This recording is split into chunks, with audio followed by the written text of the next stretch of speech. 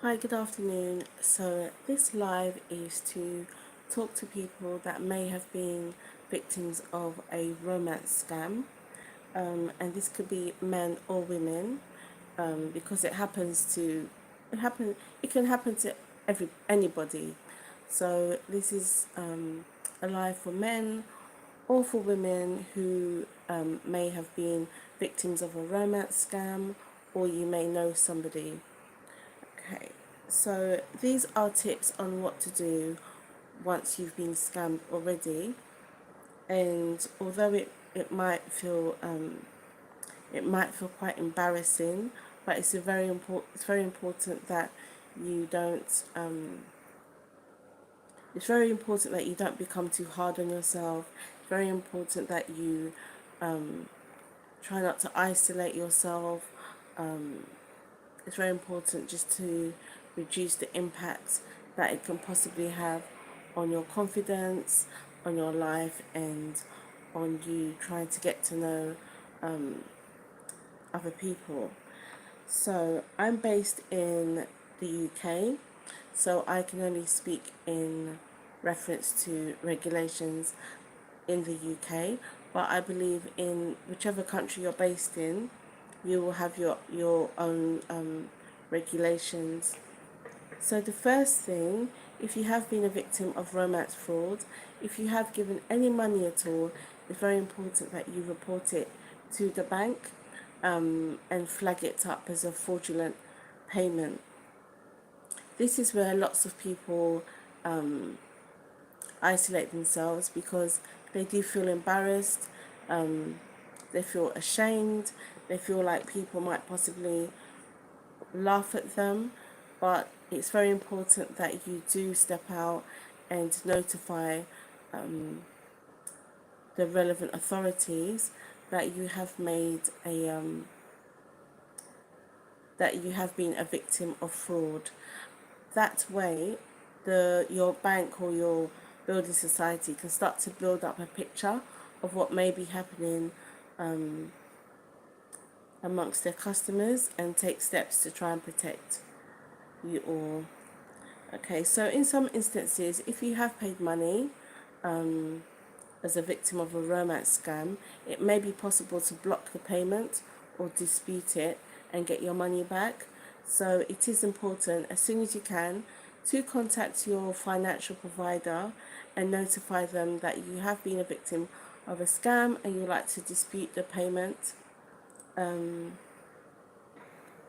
stop the money from going out to them. As I said, your financial authority may be different depending on what country you're based in, but that's the first thing you can do to alert your bank or building society of the scam. It's very important that you don't feel embarrassed. This is very common. Romance scams are so common, so try not to feel embarrassed. Try not to feel like perhaps, you know, no one's going to victim blame.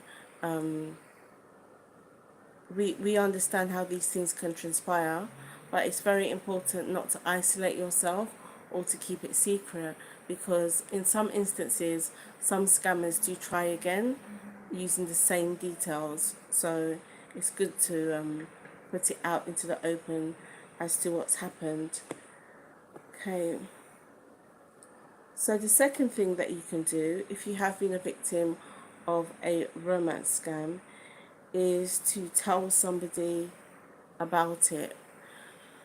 A lot of times when there has been a catfishing incident or romance scam, it's usually done in secret, it's usually done in the dark, it's usually done where nobody is aware of what's going on, and there's a lot of power in actually telling somebody about what has happened to you, how it happened, who the people say they are, who they say that they're calling from, etc.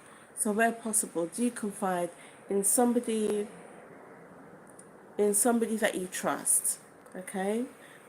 Some people are worried that if you do tell anybody, they'll laugh at you. But honestly, it's one of the most underreported crimes, and it's way more common than you realize. So what I will say is, if you have made any payments, as quick as you can. Just contact the appropriate authorities and notify them that you've been scammed into making a payment, and hopefully they should be able to block it or to flag it up in some way, shape or form. Right. You also need to stop all contact with the persons. This might seem like a weird thing to say because people will probably think, well, if someone's been scammed, why would they continue speaking of them? But some people do continue interacting with scammers, whether it be for closure, whether it be because they can't believe that they've done this to them, whether it's because they want an explanation. But it's very important just to stop all contact with them where possible and just go cold turkey. This can be difficult because for some people they may have actually struck up a friendship. Some people may have found some companionship during the scam. Some people may still be in denial that it's a scam, but it's very important to stop all contact with the scammers. You don't need to get an explanation. You don't need any closure. You just don't need to get into it with them. So we would advise you just to stop all contact. The other piece of advice would be to consider reporting them to other organizations. So if you've been a victim of romance fraud and they were masquerading as a policeman or a nurse or something or the other, you can actually contact those services in your area and make them aware that people are impersonating them online, so that they can do a thorough, investigation. Honestly, like, romance scams are so underreported, so you are not the only person that's been through it, and you'll find that the more you share your experiences, the more likely you are to interact with people that have been through the same thing. Okay. Some people may not have any sympathy in somebody being scammed online. However, we do understand how easy it is for it to happen. We understand that some people are very lonely. We understand that people are looking for companionship. And these scammers have totally taken advantage of that. So honestly, report it to your bank if you've made any payments. Report it to any other organisations, whether it's a fraud organisation or if the scammers were pretending to be from a particular company. You can reach out to that company and say, hey, just so you know, these people are impersonating your staff and it's damaging your brand. Also, stop contact with them, which may be quite difficult if you've built up a friendship with them, but I advise you to stop all contact. Report to your bank. There's also gathering evidence. So if you have any screenshots, if you have any recordings, anything similar to those, social media posts, all this is evidence that you're gathering for yourself. So gathering evidence where you can and where it's safe is a good idea.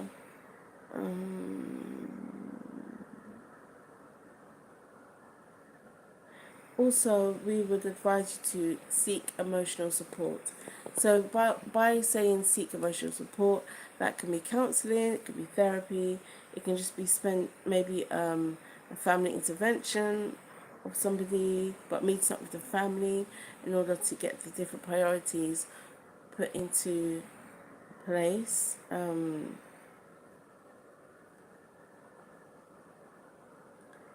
Yeah, but I would say ultimately just let it go.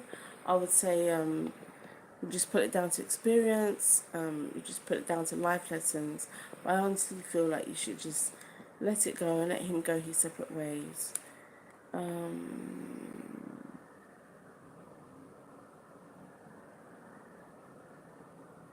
Right, so those are the tips that I will give for people who have been victims of a romance scam.